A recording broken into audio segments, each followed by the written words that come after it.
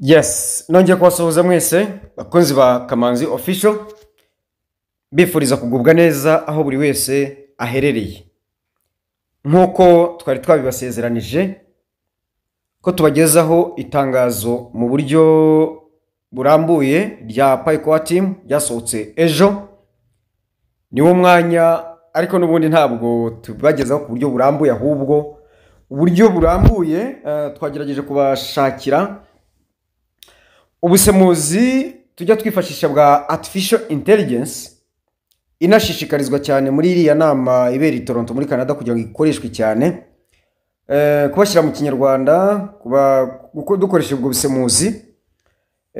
Inyandiko ndende yatwara igihe kinini ariko cyangwa se umwanya munini, ariko reka inyandiko turayibashyirira ku rubuga rwa WhatsApp channel ndetse no kuri Telegram.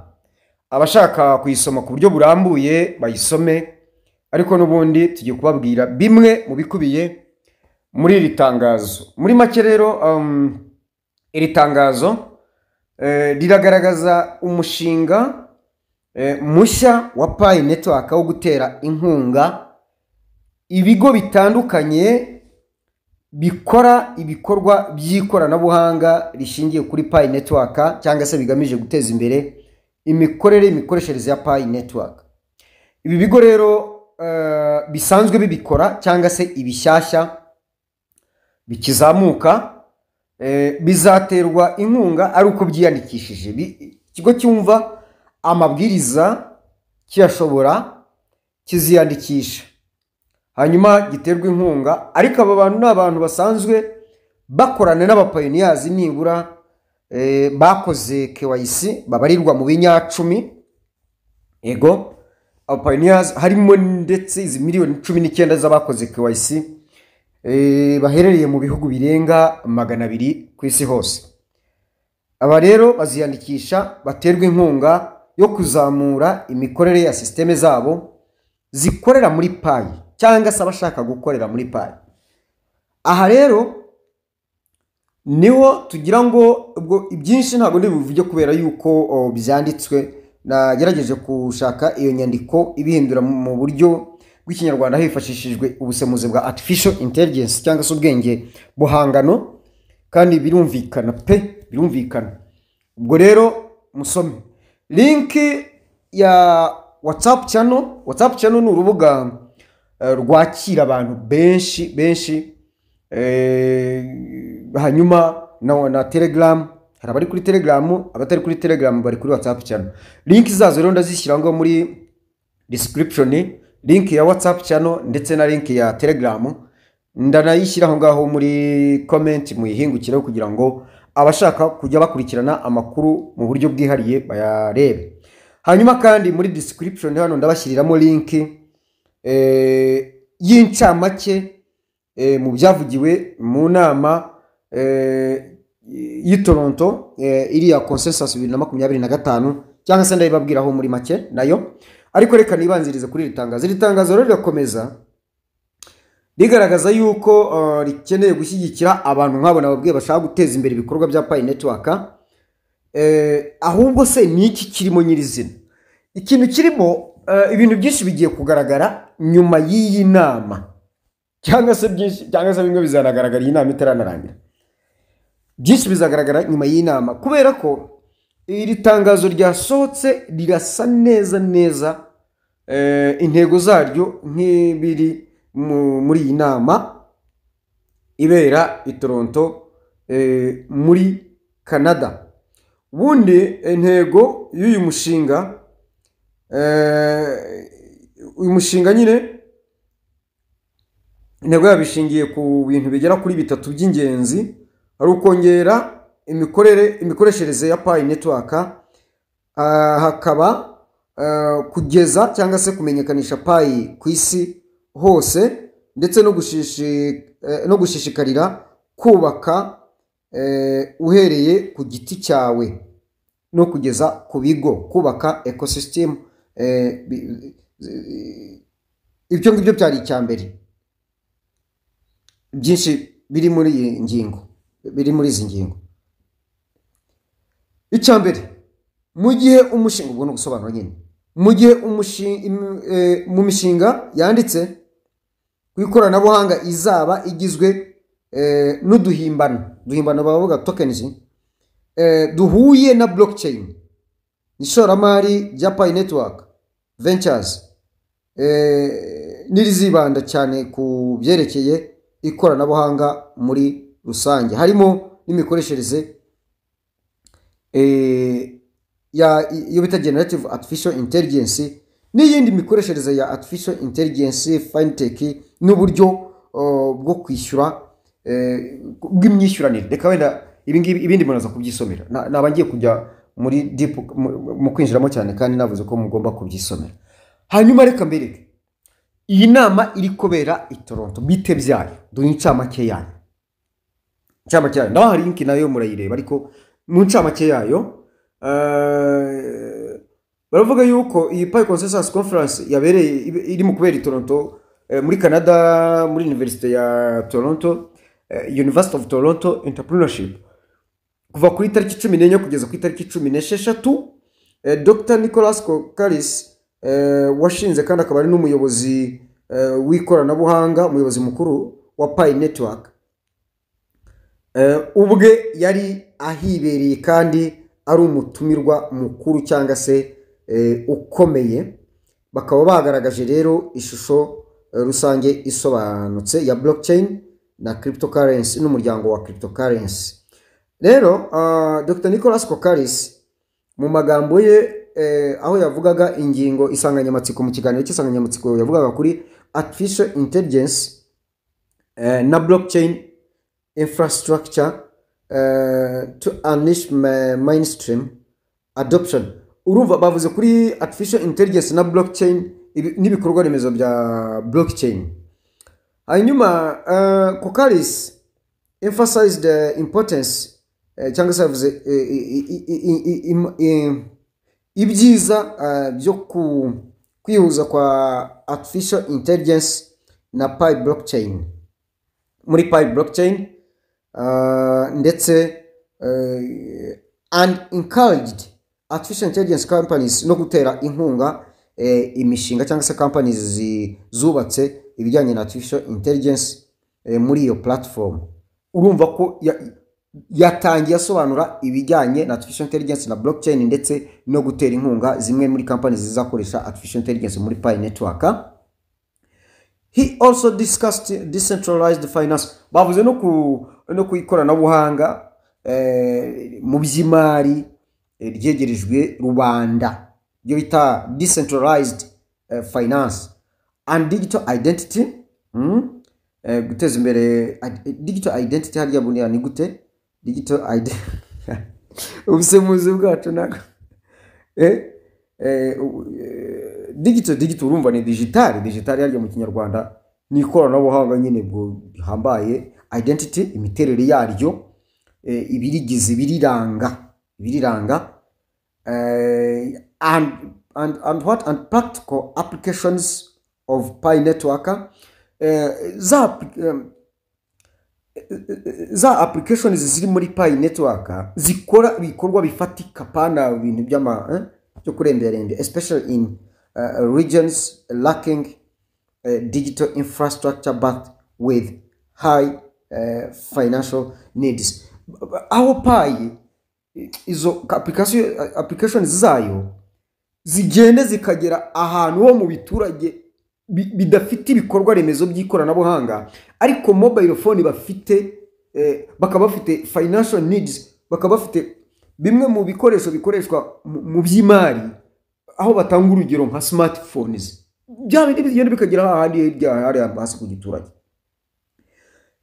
He called for flexible international regulatory frameworks that accommodate global users from Pi miners using mobile phones in rural Ghana to decentralized app dApps developers in Berlin.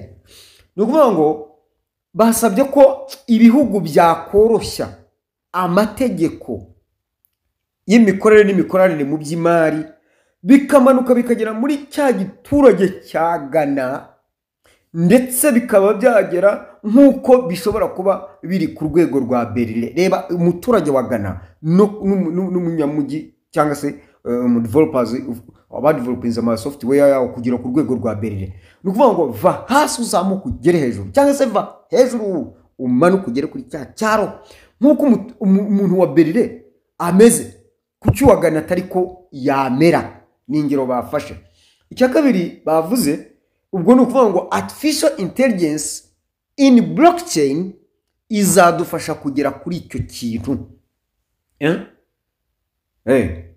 Hanyuma niyo mpamvu hajyaho za local kamase y'amasoko yo mu giturage hano, ibyo bizabidufashamo. Icya kabiri Dr. Nicholas Kokaris yavuze nuko Pi Networks role at conference, ni akamaro ka Pi Network muri consensus 2025 cyangwa se muri iyi nama. N'incamake y'ibyavugiwe muri iyi nama murabisanga kuri link mu kinyamakuru cya Binance Square, nicyo cyayanditse.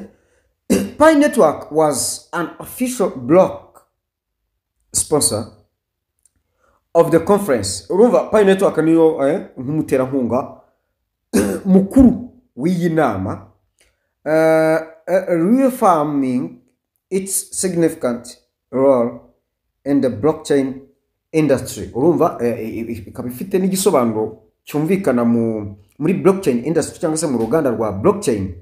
Rero the network hosted workshops, network yakiriye iyi nama gwongera kabyita nk'amahugurwa, panel discussions, ndetse iyobora n'ibyo biganiro mpaka byubaka, and representations on ecosystem development strategies focusing on Web3, DeFi, decentralized finance, and practical applications like e-commerce, social networks, and gaming. Urumva ibyo biganiro mpaka byibanze na mahugurwa yibanze ku biganiro mpaka byubaka nyine ku bijyanye na ecosystem ndetse na development ecosystem, iterambere rya ecosystem, y'igenamigambi mu iterambere rya ecosystem, y'igenamigambi mu iterambere rya ecosystem. Hanyuma kandi hisunzwe cyangwa se hashyizwe imbere icyo bita Web3 ndetse na DeFi, decentralized finance, rwa rwego rw'imari rwegerejwe rubanda. Hanyuma n'ama application yandi akoreshwa mu buzima bwacu bwa buri munsi bidahambaye nka local kamase, social networks. Iyo tuvuze social networks ni networks cyangwa se networking zikora ku buzima rusange bw'abaturage, ndetse na za gaming ni uburyo bwunguka bwo iyo tuvuze gaming wenda twumva bya bindi by'imikino y'amahirwe, gutega, ariko bikozwe muri ubu buryo. Dusoza incamake, tugana ku musozo w'incamake y'inama, kandi ntabwo basize ikijyanye na abravuga ku itariki 14 the Pi Core team made a major, bagarutse ko yashyize hanze itangazo rihamagarira abantu kwinjira mu buryo bw'imikoranire na Pi Network mu gutera inkunga imishinga yabo, ariko ifite ayihuriye no guteza imbere Pi Network real world utility, icyo bita ani towards full decentralization.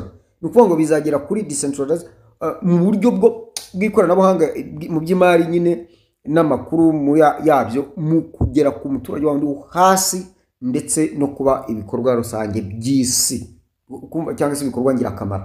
Icya gatatu bagarutseho icyo cyari icya kabiri. Icya gatatu regulatory and real world application discussion. Regulatory ni bijyanye n'amategeko, real world application isi bigakora ku buryo bw'ukuri ku rwego rw'isi, bikareka kuba akantu gatoya kikubiye ahantu hamwe. Rero Kokaris participated in a panel with figures like kuri panel cyangwa se ku rubuga rw'abari bagize nyungurana bitekerezo yari kumwe n'uwo bita Eric Trump and Robert Hines and Robert Hines, director of Eric Trump said, director of the White House Digital Asset Advisory Council. N'umuyobozi mukuru w'urwego rw'ubujyanama rwa White House mu bujyanama, urwego rwa White House rw'ubujyanama mu by'imitungo y'ikoranabuhanga. Barebaga cyane ku kijyanye n'amategeko, yego ese yoroshywa te ndetse n'ahazaza ha digital assets cyangwa se imitungo y'ikoranabuhanga. He reiterated the Pi Network's vision of building, urumva yagaragaje nk'icyerekezo cyangwa se nk'intumbero y'ahazaza ya Pi Network mu kubaka ikoranabuhanga rya Web3 ecosystem ishingiye kuri Web3 yoroshye kuba wageraho accessibility nyine, especially in engaging markets like Indonesia, cyane bakinjira muri ayo masoko nko muri Indonesia byaratangiye, muri Nigeria, mu Buhinde no mu birwa bya Philippines bakoresheje mobile phone, hanyuma bakagera ku bikorwa, kubungabunga ibikorwa remezo, bakaba inshuti ibikorwa remezo mu by'ikoranabuhanga. Muri make barasoza batubwira summary, the participation of Nicholas Kokaris and Pi Network at Consensus 2025 marked a significant milestone in promoting the project. Nukuvuga ngo kugaragara kwa Dr. Nicholas Kokaris muri iriya nama ya Consensus 2025 byagaragaje umuzigo ukomeye cyane, milestone ngo twabwita nk'umuzigo mu guteza imbere uyu mushinga, strengthening community trust, bikongerera imbaraga ikizere cy'abanyamuryango ba Pi Network, and advancing discussion around artificial intelligence and blockchain and global regulation.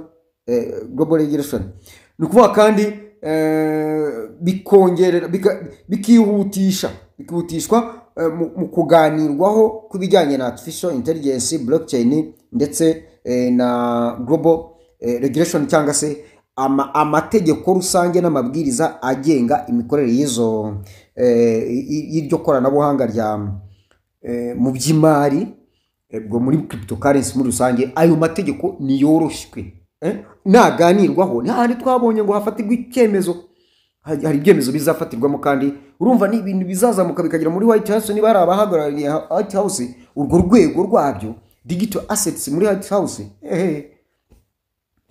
Digital Assets Advisory Council ni mu rwego ngishwanama mu by'imitungo y'ikoranabuhanga, imitungo mu by'ikoranabuhanga. Namwe mwumve muri White House.